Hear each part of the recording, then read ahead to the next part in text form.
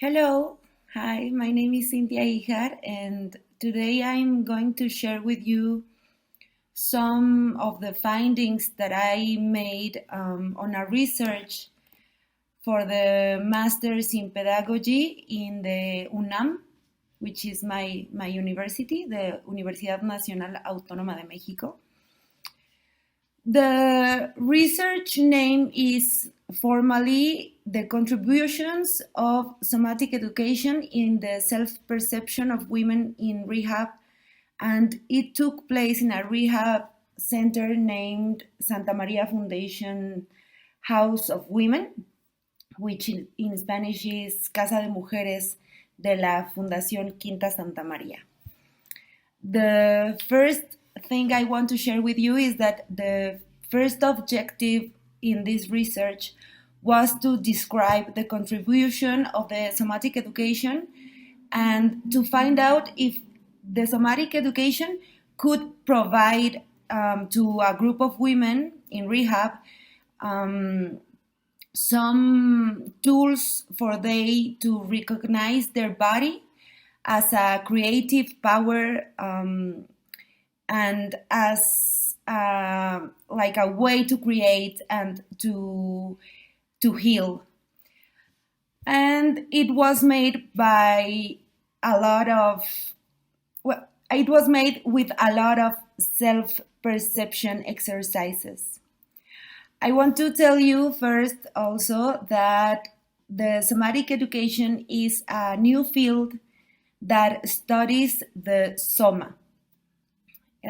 What is the soma? Well, in words of Thomas Hanna, which is like one of the most important researchers in somatic education, he said like somatics is the field which studies the soma, namely the body as perceived from within by first person perception. What does this mean? That when we talk about bodies, we can talk about the other people's bodies. But when we talk about the soma, we talk about our perception, our first person perception of our body.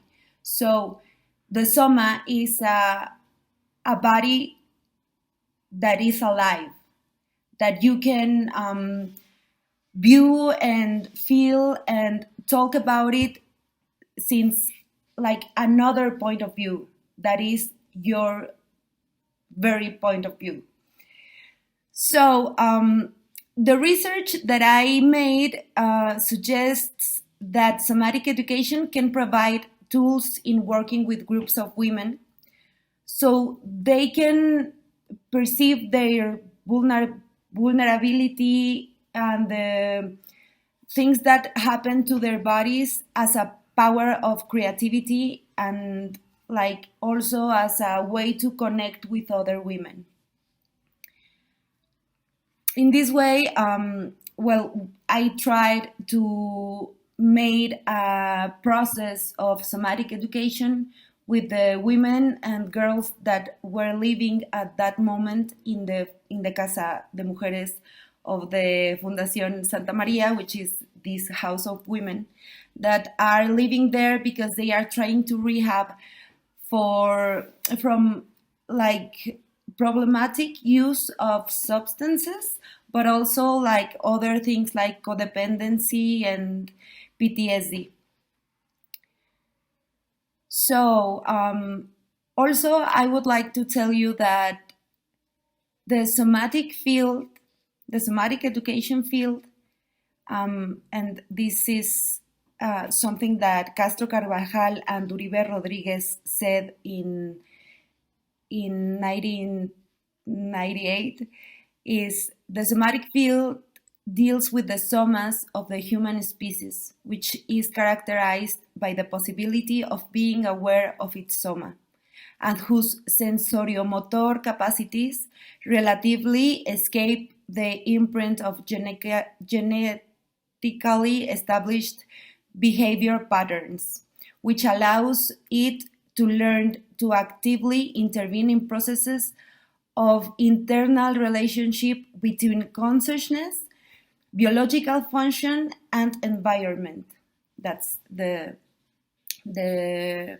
way that Castro Carvajal and Uribe Rodriguez describe it.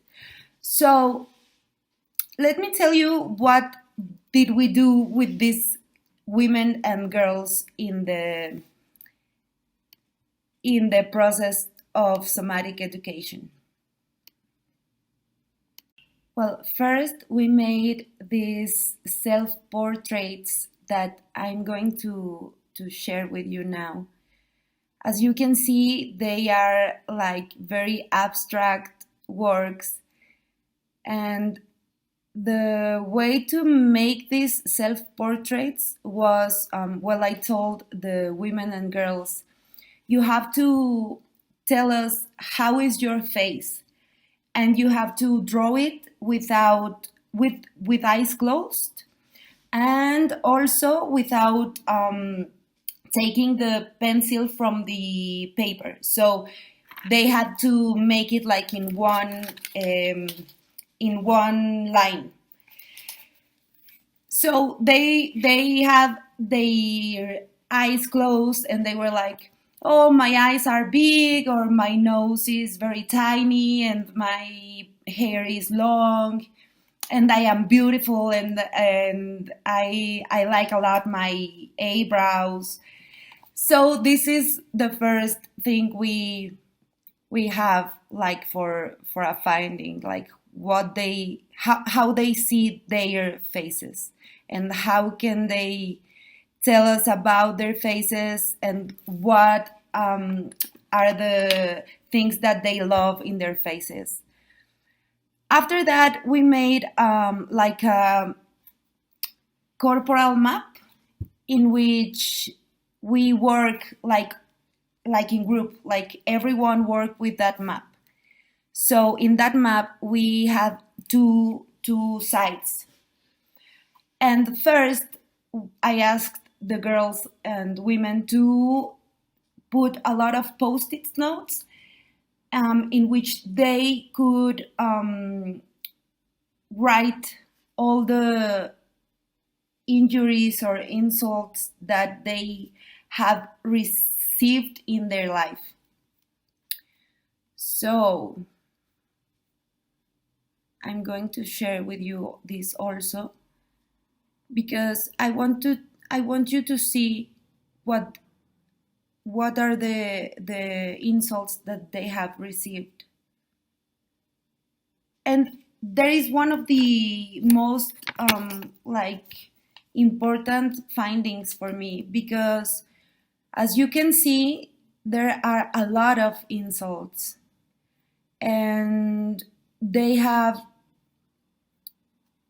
like a lot of words.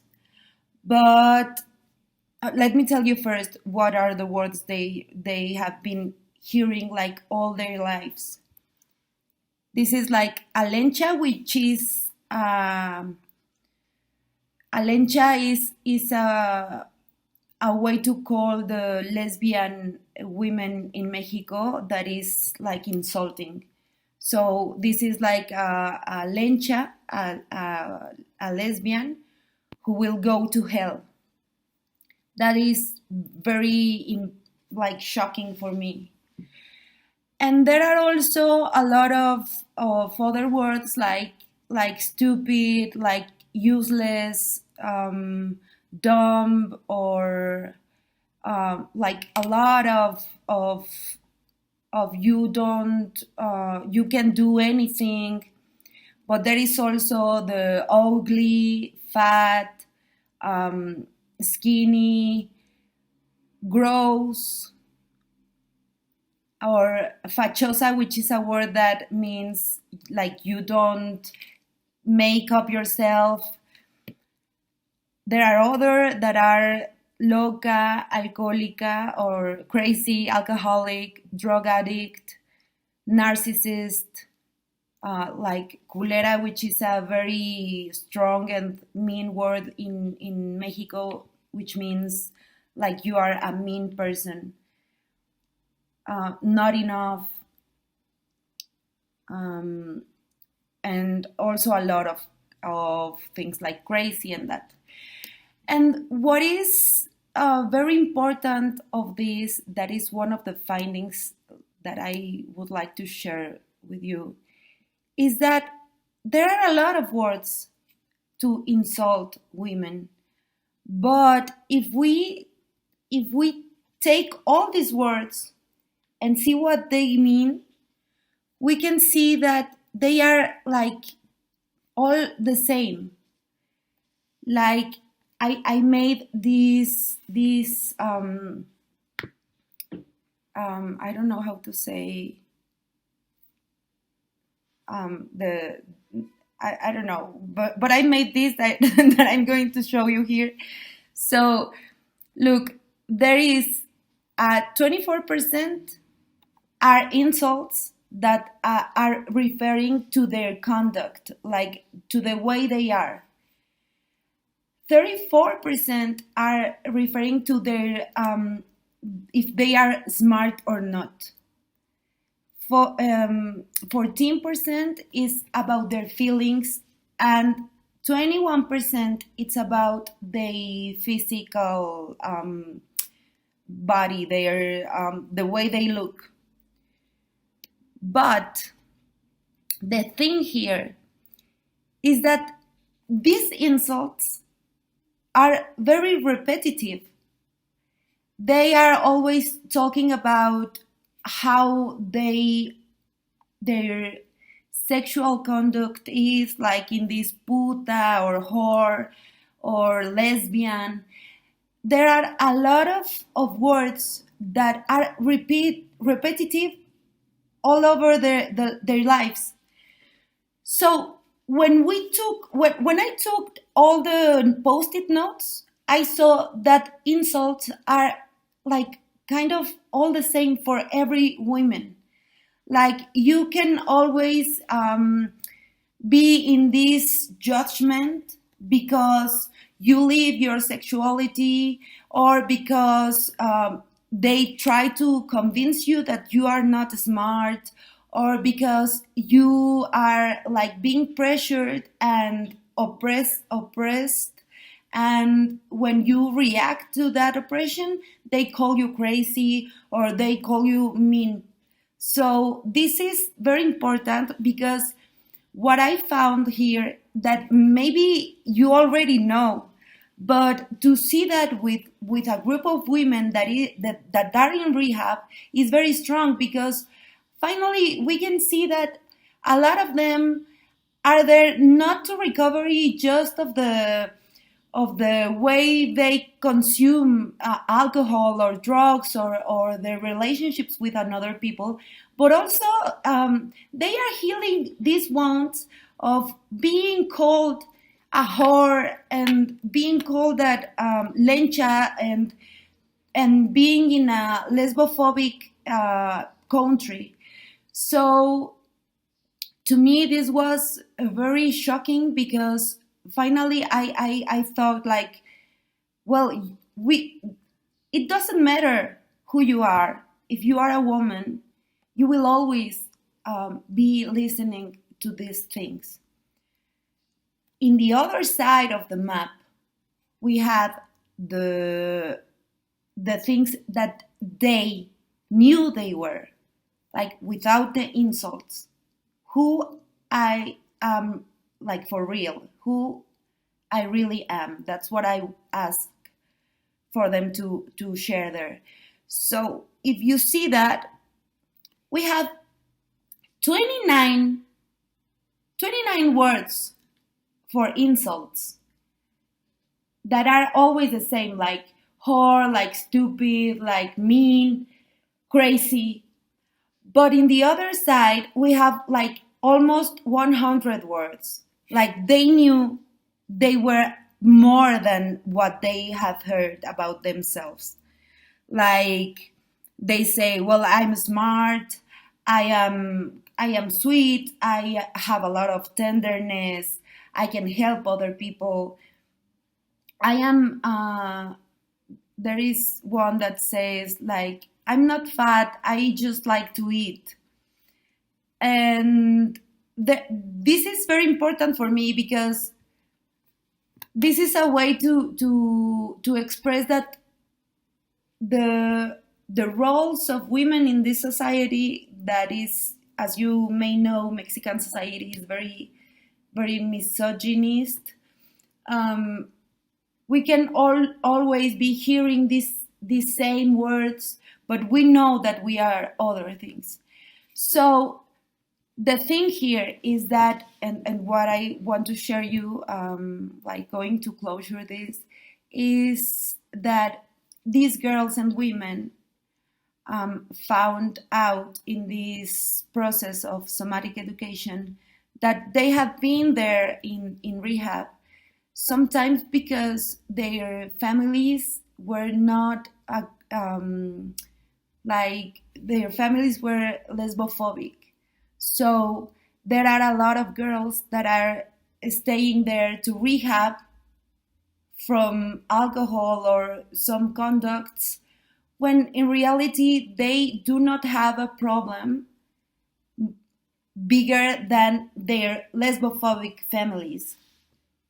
And this is for me very shocking, and it's also very problematic, because we are talking about there are girls and women that are in rehab because their families cannot accept their sexuality.